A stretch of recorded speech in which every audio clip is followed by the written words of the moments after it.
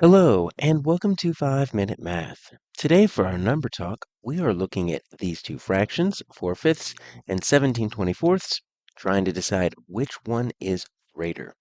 Now, fifths and 24ths, those denominators are really far apart, and you can almost turn fifths into 25ths, which is going to be close, but you can't necessarily find a common denominator unless you just multiply those two.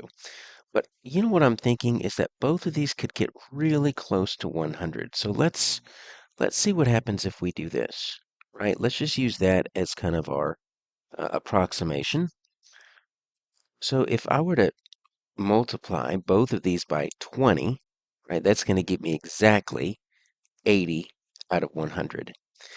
I'm thinking 24, think of cents, right? So 24 is really close to 25, 4 quarters make a dollar. So if I were to multiply these by 4, right, I'm going to get 96, which is not 100, but it's going to get me close, and we can kind of use that as an approximation.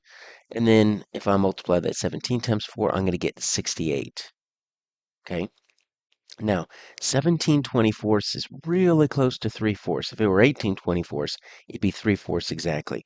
So to make that denominator go up, I'm going to take my 68/96. I just want to add 3/4. And I know at this point we're just getting an approximation. This isn't actually how we add, but I just want to see what it looks like if I were to change something close to this fraction to get my denominator up to 100.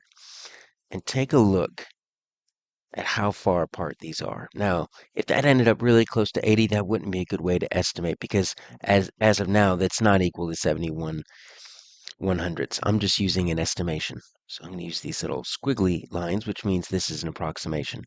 But you see, it's not even that close, right? And we could have done the same thing with 4/5 if we just wanted to get that up to 25ths, right? Maybe you did this.